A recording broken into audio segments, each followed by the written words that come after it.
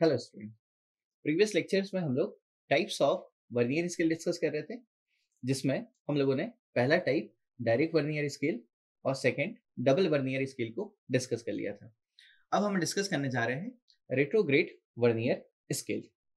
Retrograde vernier scale में जो vernier scale का एक डिवीजन होगा, उसकी लेंथ मेन स्केल के एक डिवीजन से थोड़ा ज्यादा निकल के आएगा। अगर मैं इसे प्लॉट करके दिखाऊं, यहां हम इसे देख सकते हैं। लेट अस सपोज ये हमारा स्केल है। इस स्केल पर यहाँ प्लॉट कर लेते हैं मेन स्केल। ये हो गया 0, 1, 2 एंड 3 एंड सो ऑन। ऊपर अपन प्लॉट कर लेते हैं वर्नियर स्केल को। तो ये वर्नियर स्केल का 0, ठीक, देन 1, 2, ठीक, ऐसे इंक्रीज करके जाएगी वैल्यू, ठीक है ना। 1, 2, ये हो गया एक डिवीजन मेन स्केल का, ये हो गया एक डिवीजन वर्नियर स्केल का ना। रेट्रोग्रेड वर्नियर में एक चेंज और निकल के आएगा।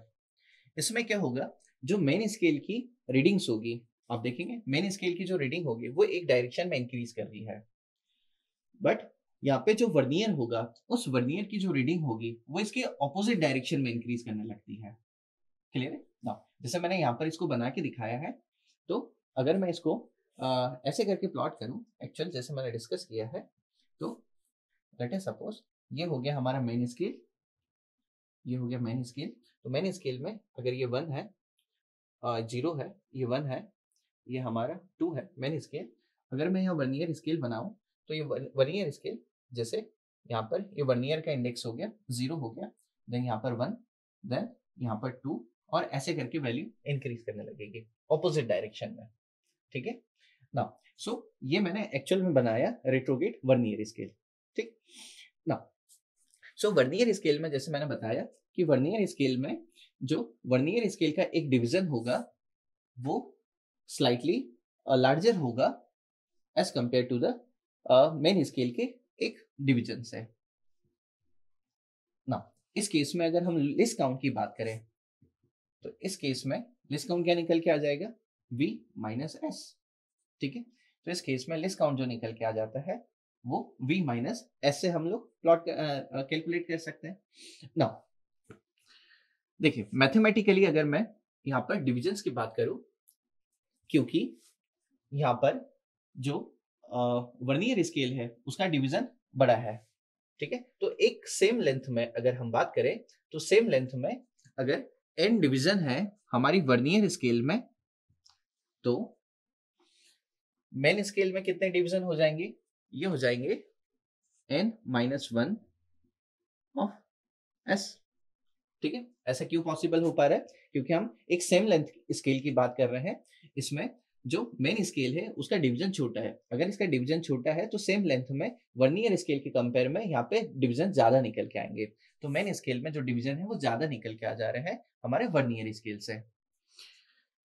यहाँ से हम v की वैल्यू को कैलकुलेट कर लेते हैं, n plus 1 multiply by s divide by n। Now list count अभी हम लोगों ने डिस्कस किया। इस केस में जो लिस्ट काउंट निकल के आता है वो v माइनस s निकल के आ जाता है। v की वैल्यू पुट करते हैं, n plus 1 multiply by s divide by n minus का s। ना इसे सॉल्व कर लेते हैं, n प्लस का 1, ये हो गया s माइनस का ns डिवाइड बाय ये हो जाएगा n।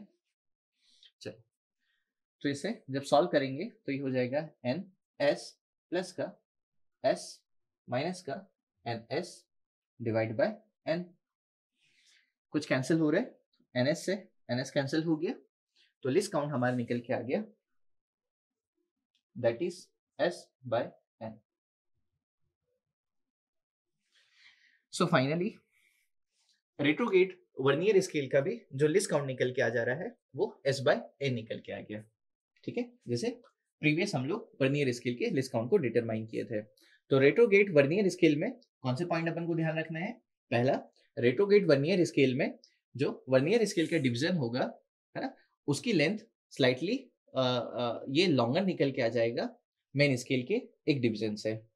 दूसरा पॉइंट हमें ध्यान रखना है कि वर्नियर स्केल में, रेट्रोग्रेड वर्नियर स्केल में जो वर्नियर होता है, इसका जो रीडिंग है वो इंक्रीज करती है मेन स्केल के ऑपोजिट डायरेक्शन में, ठीक है, और इसका लिस्ट काउंट S/N निकल के आता है।